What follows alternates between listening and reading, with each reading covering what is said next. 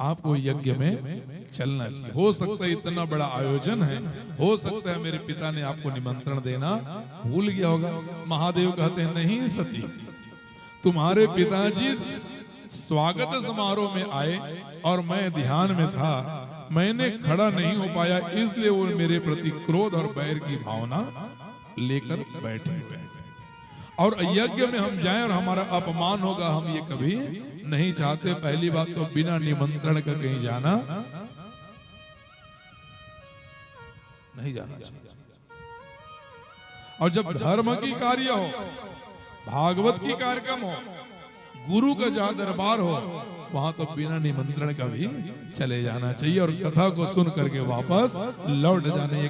क्योंकि जहां धर्म की सभा होती है, भक्ति होती है, सत्संग होता है, वहां तो सम्मान केवल बिहारी जी का होता है और किसी का सम्मान नहीं होता है प्यारे जीवन में। हाँ? आप लोग से निवेदन है, अग्रवाल समाज है, बोल देता हूं सभी समाज के, अगर आप किसी के मेहमान बनकर गए हैं और आपको भागवत का निमंत्रण आया है, अगर मान सम्मान में थोड़ी सी ऊपर नीचे हो गई तो कभी नाराज मत होना, फिर भी उसको थैंक यू बोल के आना। क्यों?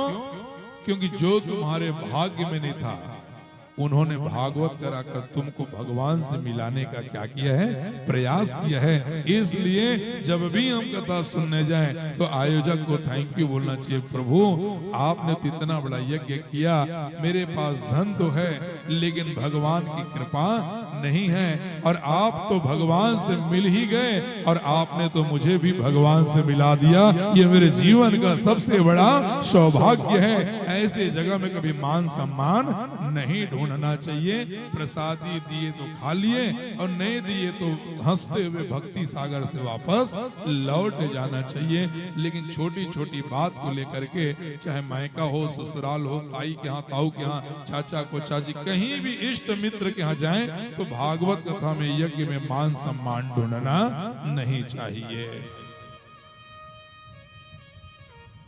लेकिन आजकल तो पूछो मत, समय में थोड़ा सा आरती लेट हो गई तो कई लोग तो नाराज होकर भोजन छोड़ के चले जाते हैं। होता है कि नहीं कई जगह? ऐसा हमारे मन में नहीं आना चाहिए, क्योंकि आप आयोजक से मिलने नहीं आए हो, आप भगवान से मिलने आए हो। आप भगवान को खुश करके जाइए। राधे राधे, राधे राधे। और माता सती समझाने लगी, लेकिन कोई बात उनको समझ में नहीं आई। राधे राधे। और जैसे ही आज माता सती बार बार जिद करने लगी, माताओं को बड़ी लगाव होती है अपने पीहर से। सब कुछ बोल दो इन लोग को, सहन कर लेंगे, बस एक चीज बोल दो, तेरा भाई, बाकी सब वो बोल लेंगे। उसके भाई के बारे में भी अच्छा बोलते रहोगे तो बोलने ही नहीं देगा, ये लोग बोल लेंगे।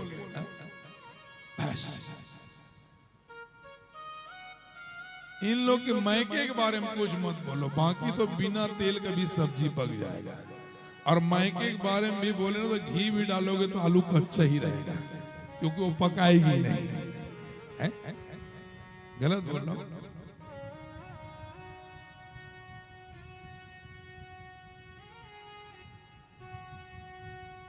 अब आजकल के सास लोग भी बड़े चतुर हैं, जमाई को भी बिल्कुल आलू गंडे की तरह फूलों का रखता है। पहले तो भजिया की तरह थे, आजकल जमाई लोग आलू गंडे की तरह फूले रहते हैं। सास की एक ही बात, नहीं जी हम तो जमाई जी नहीं मानती है, हाथ में रख दिए पीठ को, पीठ में हाथ रख दिए, ये तो हमारा बेटा है, उतना में फूल गया दामाद है, हम तो बेटा मानते हैं। ऐसा नहीं होता, दामाद दामाद होता है, जमाई जमाई होता है, बेटा बेटा होता है। बहू की जगह बेटी नहीं ले सकती और बेटी की जगह बहू नहीं ले सकती। अगर बेटी के ब्याह हो गई है तो अपना मायका में कभी भी इंटरफेयर नहीं करना चाहिए। बहू जो आई है तुम्हारी भाभी, उसको घर को संचालन कर देना चाहिए, क्योंकि वो तुम्हारे घर की बहू है तो तुम भी किसी के घर की बहू हो। तुम्हारी भी ननद वहां इंटरफेयर नहीं करेगी, जीवन को सुचारू रूप से संचालन करना चाहिए।